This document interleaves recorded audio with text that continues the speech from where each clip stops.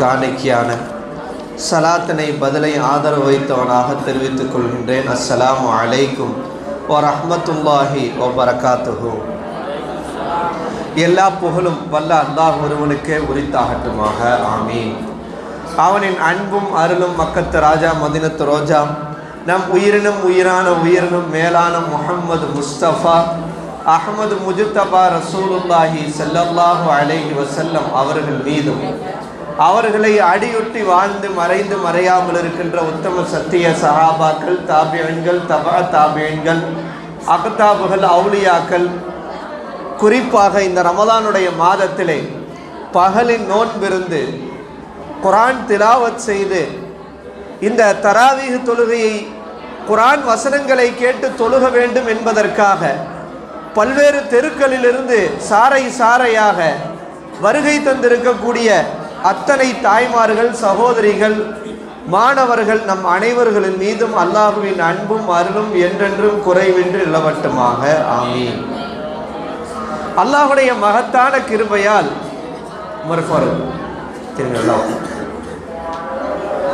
அல்லாஹுடைய மகத்தான கிருபையால் ஒவ்வொரு நாளும் மார்க்கம் விஷயம் சம்பந்தப்பட்டு ஒரு விழிப்புணர்வு செய்திகளை நாம் பகிர்ந்து வருகிறோம்.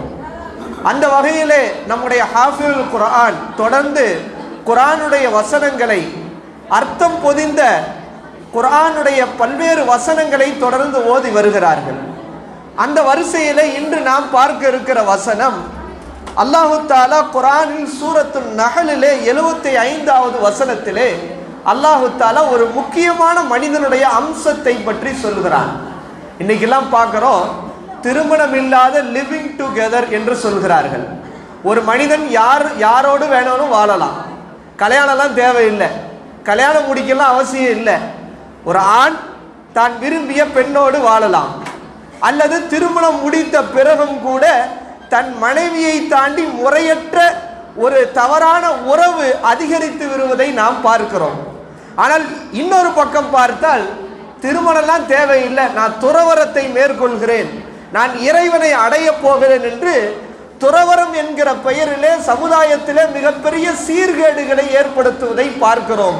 ஆனால் அல்லாஹு தஆலா இந்த மனிதனை முறைப்படுத்துவதற்கு அல்லாஹு தஆலா திருமண வாழ்க்கை என்கிற அற்புதமான வாழ்க்கை அல்லாஹ் கட்டமைத்திருக்கிறான்.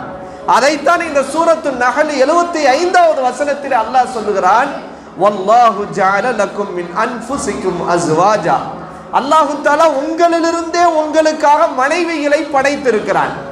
உங்களிலிருந்தே உங்களுக்காக மனைவியை படைத்திருக்கிறான். அதுக்காக அவசரப்படக்கூடாது. அதுக்கு வயசுன்னு ஒன்று இருக்குது. வயசை முந்தி என்ன செஞ்சிடக்கூடாது. 25 வயசு என்பது ஒரு சரியான ஆணுடைய திருமண வயது.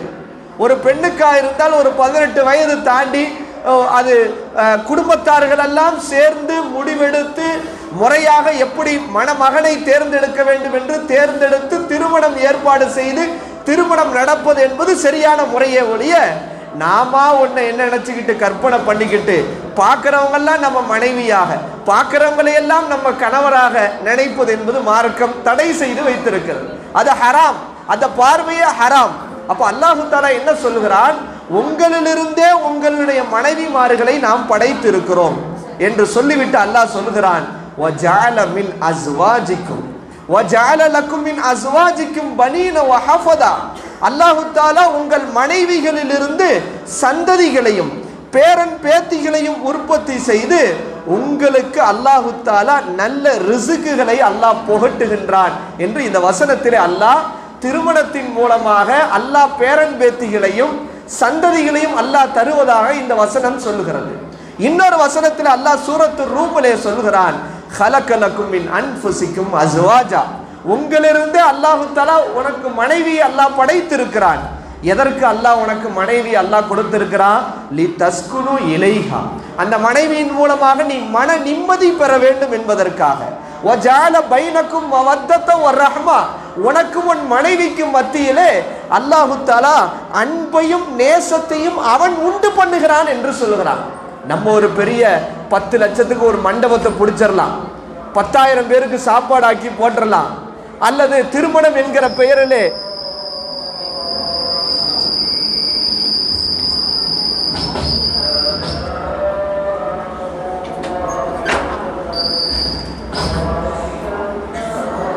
அஸ்ஸலாமு அலைக்கும்.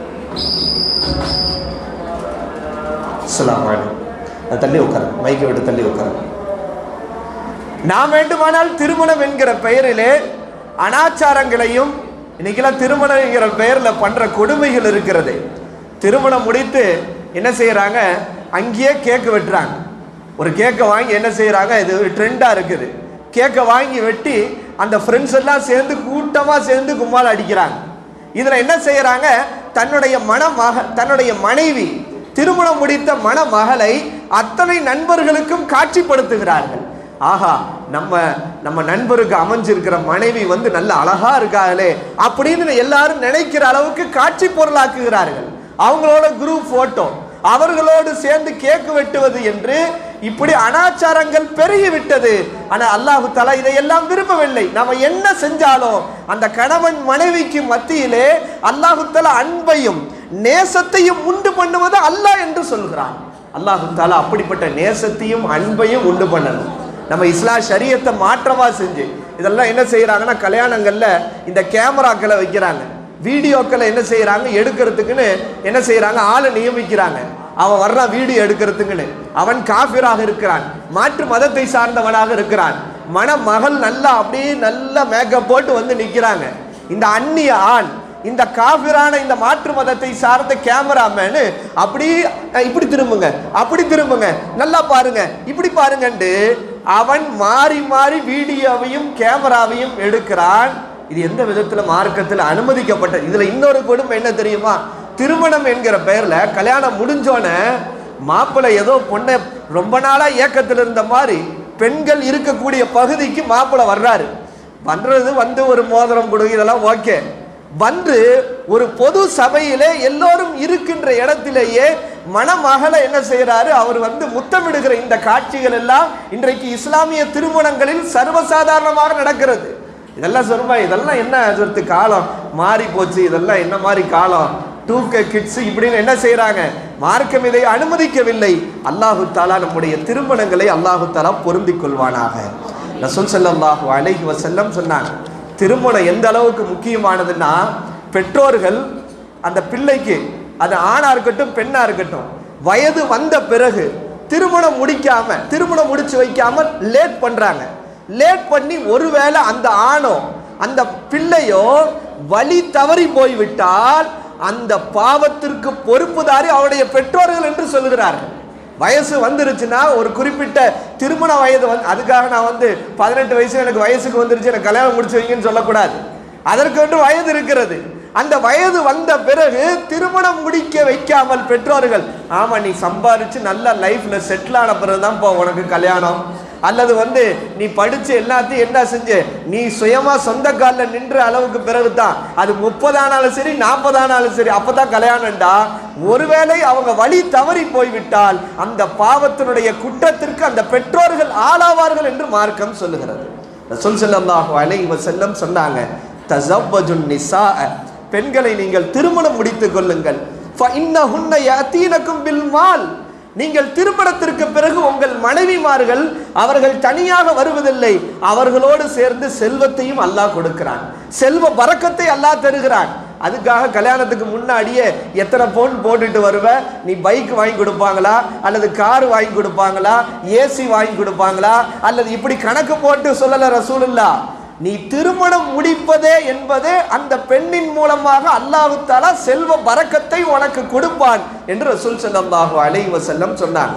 ஏன்னா சில பேர் என்ன செய்வாங்கன்னா, கல்யாணம் முடிக்கிச்சா நம்ம ஏற்கனவே வறுமையில் இருக்கிறோம், கஷ்டத்தில் இருக்கிறோம், இது வேற கல்யாணமா நினைக்கிறாங்க. ஆனா ரசூலுல்லாஹ் சொல்றாங்க, திருமணத்திற்கு பிறகு அல்லாஹ் பரக்கத்து வைத்திருக்கிறதாக ரசூலுல்லாஹ் சொல்றாங்க. இன்னும் சொல்றாங்க ரசூல் ஸல்லல்லாஹு அலைஹி வஸல்லம், யா அய்யுஹல் ஷபாப், வாலிபர்களே, உங்களில் யார் திருமணம் முடிப்பதற்கு சக்தி பெற்றிருக்கிறார்களோ அவர்கள் திருமணம் முடித்துக் கொள்ளுங்கள், ஏனென்றால் அதில் 2 பலன் இருக்கிறது என்று ரசூலுல்லாஹ் சொல்றாங்க. ஃபஇன்னஹு அகல்லு லில் பஸர், அது உங்களுடைய பார்வையை தாழ்த்தும் என்கிறார்கள். திருமணத்திற்கு பிறகு பொதுவாக இஸ்லாத்தில பார்வையை தாழ்த்தணும், அந்நிய பெண்களை பார்க்க கூடாது, அந்நிய ஆணை பார்க்க கூடாது. திருமணம் என்பது உன் பார்வையை தாழ்த்தும், வஅஹ்ஸனு லில் ஃபரஜ், ஹராமான விஷயத்தை விட்டு உன் கற்பை பாதுகாக்கும் என்று ரசூல் ஸல்லல்லாஹு அலைஹி வஸல்லம் சொன்னாங்க. சரிங்க ஹசரத்து, திருமணம் ரொம்ப அற்புதமான சிறப்பு அப்படின்றீங்க, இதெல்லாம் நடக்கிறது தானே ஹசரத்து? ஆமாம், நடக்கிறது தான். ஆனால் பொண்ணை செலக்ட் பண்ணுற விஷயத்தில் தான் இன்றைக்கி இருக்கிறவங்க தப்பு பண்ணிடுறாங்க. அதை தப்பு பண்ணிடுறாங்க. கல்யாணம் முடிஞ்ச பிறகு தான் துண்டை போடுறாங்க, தலையில் மண்ணை வாரி போட்டுக்கிற மாதிரி ஆகி போயிடுது. என்ன பார்க்குறாங்க? அழகை பார்க்குறாங்க. புள்ள அழகாக இருக்கான்னு பார்க்குறாங்க. நல்ல செல்வ செழிப்பான, அதாவது பெரிய கோடீஸ்வர பிள்ளையா இருக்கணும் அப்படின்னு பார்க்குறாங்க. மார்க் அதை சொல்லலைங்க. மார்க் அதை சொல்லலை. சில பேர் இப்படி ஏமாந்துடுறாங்க. அழகை பார்த்து ஏமாந்துடுறாங்க, செல்வத்தை பார்த்து ஏமாந்துடுறாங்க. கல்யாணத்திற்கு பிறகுதான் வாழ்க்கையே நரகமாகி விடுகிறது. அழகை பார்க்க சொல்லல, செல்வத்தை பார்க்க சொல்லல. ரசூல் ஸல்லல்லாஹு அலைஹி வஸல்லம் இதுல பெரிய என்னண்டா, இவர் டாக்டர் படிச்சிருந்தா டாக்டர் பொண்ணு தான், இவர் இன்ஜினியர் படிச்சிருந்தா இன்ஜினியர் பொண்ணு தான், பார்க்கறது தப்பு இல்லை. இதெல்லாம் பார்க்கறதுக்கு முன்னாடி அந்த பெண்ணுக்கு மார்க்கம் தெரிந்திருக்கிறதா, தொழுகிறதா, மார்க்க பற்று இருக்குதான்னு பார்க்கணும். அழகை பார்த்து செல்வத்தை பார்த்து கல்யாணம் முடிச்சுட்டு அந்த புள்ள 5 வக்துக்கு அதுக்கு சம்பந்தம் இல்லை, நோம்புக்கு அதுக்கும் சம்பந்தம் இல்லை, தீனுக்கு அதுக்கும் சம்பந்தம் இல்லை. நீ ஓன் ட்ரெஸ்ஸை நீ தோய், என் ட்ரெஸ்ஸை நான் துவைக்கிறேன், ஓன் செருப்பை நீ தேய்ச்சிக்கோ, என் செருப்பை நான் இது பண்ணிக்கிறேன், ஓன் ட்ரெஸ்ஸை அயன் பண்ணிக்கோ, என் ட்ரெஸ்ஸை நான் அயன் பண்ணிக்கிறேன்ட்டு மார்க்கம் தெரியாத ஒரு அழகை பார்த்தும் இதை பார்த்தும் ஏமாந்து கல்யாணம் முடிச்சு எவ்வளவோ நரக வாழ்க்கையாகி போய்விடுகிறது. ரசூல் ஸல்லல்லாஹு அலைஹி வஸல்லம் சொன்னாங்க, லா தஸவ்வஜுன் நிஸாஅ லிஹஸ்னிஹின்ன, பெண்ணை அழகுக்காக நீங்கள் கல்யாணம் முடிக்காதீங்க, அழகுக்காக கல்யாணம் முடிக்காதீங்க சொல்லிட்டு சொன்னாங்க, இந்த அழகு என்பது சில நேரங்களில் அவர்களுக்கே நஷ்டத்தை ஏற்படுத்திவிடும். ரொம்ப அழகா இருந்தாலும் டேஞ்சர் தான், ரொம்ப அழகா இருப்பதும் டேஞ்சர். அழகு என்பது அந்த பெண்களை நஷ்டத்தில் ஆக்கிவிடும். எனவே அழகை பார்த்து கல்யாணம் முடிக்காதீங்கன்றாங்க. ரெண்டாவது ரசூலுல்லாஹ் சொன்னாங்க, செல்வத்துக்காக கல்யாணம் முடிக்காதீங்க. ஒரு பெண்ணு நல்ல பணக்கார பெண்ணு, நல்லா அதாவது கல்யாணம் முடிச்சா நம்ம செட்டில் ஆயிடலாம் அப்படின்னு செல்வத்துக்காக முடிக்காதீர்கள். செல்வம் என்பது சில நேரங்களில் எல்லை மீற செய்துவிடும்னு ரசூலுல்லாஹ் சொல்றாங்க. அப்ப எதை பார்த்து திருமணம் முடியுங்கள்? ரசூலுல்லாஹ் சொல்றாங்க, மார்க்க ஒழுக்கத்திற்காக திருமணம் முடியுங்கள் சொல்லிட்டு ரசூலுல்லாஹ் சொல்றாங்க, வல அமத்துன் சௌதா, ஒரு கருப்பு நிற அடிமை பெண், ராத்து தீனின், ஆனால் அது மார்க்க பற்றுள்ள பெண்ணாக இருக்கிறது, அது செல்வம் உடைய அழகுடைய பெண்ணை விட சிறந்தவள்னு சொல்றாங்க. நம்ம என்ன செய்யறோம்? ரொம்ப அழகான பியூட்டி நினைச்சு கல்யாணம் முடிக்கிறோம். அந்த அம்மாட்ட மார்க்க பற்றே இல்லை, தீன்னா என்னன்னே தெரியல, தொழுகனா என்னன்னே தெரியல, அழகை பார்த்து கல்யாணம் முடிச்சுட்டாங்க. திடீர்னு என்ன செய்யறது? அல்லாஹ் பாதுகாக்கணும், ஒரு ஆக்சிடென்ட் ஆயிருது. ஆக்சிடென்ட் ஆகி மூஞ்சிலாம் கருப்பாயிருது. இதுக்கு அந்த பெண்ணை நடுத்தருவில் கொண்டு போய் விட்டுற முடியுமா? அல்லது ஒரு பெண் செல்வ சீமாட்டியா இருக்குது, தீனே இல்லை, செல்வத்துக்காக கல்யாணம் முடிச்சுட்டாங்க. கல்யாணம் முடிச்ச பிறகு அந்த செல்வத்தின் மூலமாக நீ ஏதோ ஒரு மிஸ்டேக் பண்ணிட்ட, உன்னை தூக்கி ஜெயிலில் வச்சிருச்சு, அதுக்காக நம்ம செல்வத்துக்காக கல்யாணம் முடிக்க முடியுமா? ஆனால் என்றைக்கும் நம்மோடு இருந்து நமக்காக இருக்கக்கூடியவங்க மார்க்கப்பட்டுள்ள பெண்கள் தான். அதனால என்ன செய்யணும்? உங்க குடும்பத்தில் பொண்ணை செலக்ட் பண்ணும் போது மார்க்கப்பட்டுள்ள பெண்ணாக பார்த்து செலக்ட் பண்ணுமே ஒழிய, ரசூலுல்லாஹ் எந்த அளவுக்கு சொல்றாங்க பாருங்க, மன் நகஹா லி தீனிஹா, ஒரு பெண்ணை தீனுக்காக கல்யாணம் முடிச்சுட்டாங்க. அந்த அம்மாவுக்கு செல்வம் இல்லை, பெருசா அழகு சொல்ல முடியாது, தீனுக்காக கல்யாணம் முடிச்சுட்டாங்கன்னா அல்லாஹு தஆலா சொல்றான், ரசூலுல்லாஹ் சொன்னதாக, ரஸகஹுல்லாஹு மாலஹா. ரசூலுல்லாஹ் என்ன சொல்றாங்க? நீ தீனுக்காக கல்யாணம் முடிச்சினா கல்யாணத்திற்கு பிறகு அல்லாஹ் செல்வத்தை கொடுத்துருவான்னு சொல்றாங்க. எத்தனையோ பேரை நம்ம பார்க்குறோம், மார்க்க பற்றுள்ள பெண்ணை கல்யாணம் முடிக்கிறாங்க. கல்யாணம் முடிக்கும் போது ஏழ்மையா இருக்கிறாங்க. அந்த பெண்ணு துவா செஞ்சு கணவரை பணக்காரனா ஆக்கிறது, கணவரோட செல்வ செழிப்ப உள்ள பெண்ணாக ஆக்கிறது. அப்ப அது மாதிரி ரசூலுல்லாஹ் சொன்னாங்க. அடுத்த ரசூலுல்லாஹ் சொன்னாங்க, இன்னொரு ஹதீஸ்ல வருது, அதே மாதிரி நம்ம ஏற்கனவே சொன்னோம், இந்த அனாச்சாரங்கள் திருமணத்தில் என்னது மிக கடுமையான, இந்த சொன்னோம்ல கேமராமேன் வந்து சுத்தி எடுக்கிறார், ஏகப்பட்ட, அதாவது சாப்பாடு போடுறதை பற்றி நம்ம சொல்லலை. விருந்து உபசரிப்பு என்பது மார்க்கத்தில் வரவேற்கத்தக்கது. அது என்ன சாப்பாடு வேணா, பிரியாணி என்ன வேணா போடலாம், அது விரும்பத்தக்கது. ஆனால் மார்க்கத்தில் இல்லாத ஹராமான இது போன்ற கேக்கு வெட்டுவது, பெண்களை காட்சிப்படுத்துவது அல்லது இது போன்ற ஹராமான காரியங்களை செய்வது என்பது அனுமதிக்கப்பட்டது அல்ல. ரசூல் ஸல்லல்லாஹு அலைஹி வஸல்லம் சொன்னாங்க, இன்ன ஆலமன் நிக்காஹி பரக்கத்தன், நிக்காஹிலேயே மிகவும் பரக்கத்தான நிக்காஹ் என்ன தெரியுமா? ஐஸருஹும் முஅனத்தன், ஐஸருஹும் முஅனத்தன். எந்த கல்யாணத்தில் செலவு கம்மியாக இருக்கோ அந்த கல்யாணம் தான் பரக்கத்தான கல்யாணம். எந்த கல்யாணத்தில் செலவு மிகவும் குறைவாக இருக்கிறதோ அது பரக்கத்தான கல்யாணம் ரசூல் ஸல்லல்லாஹு அலைஹி வஸல்லம் சொன்னாங்க. அப்போ நம்ம எப்படி பொண்ணை செலக்ட் பண்ணுன்றதை சொல்லிட்டோம். அப்போ எக்காரணத்தை கொண்டு என்ன செய்யக்கூடாது, பணத்தை பார்த்தோ காசை பார்த்தோ ஏமாந்துடக்கூடாது. தீனை பார்த்து தான் செலக்ட் பண்ணுன்றது மார்க்கம் சொல்லுது. அடுத்து என்ன செய்கிறாங்கன்னு, இன்னைக்கு அழகை பார்த்து எந்த அளவுக்கு போயிடுச்சுன்னா இணை வைக்கக்கூடிய பெண்களை கல்யாணம் முடிச்சிடுறாங்க, அல்லது இணை வைக்கக்கூடிய காஃபிரான. இது மார்க்கத்தில் என்னன்னா இந்த அடிப்படை விளக்கம் விளங்கலை. சொல்றது அல்லாஹ் குர்ஆன்ல சொல்றான், வலா தன்கிஹுல் முஷ்ரிகாத், இணை வைக்கக்கூடிய பெண்களை நீங்கள் திருமணம் முடிக்காதீர்கள், ஹத்தா யுமின், அவங்கள் ஈமான் கொள்ளும் வரை, வலா அமத்துன் முஃமினத்துன் கைரும் மின் முஷ்ரிகத்தின் வலவ் அஜபத்துக்கும்.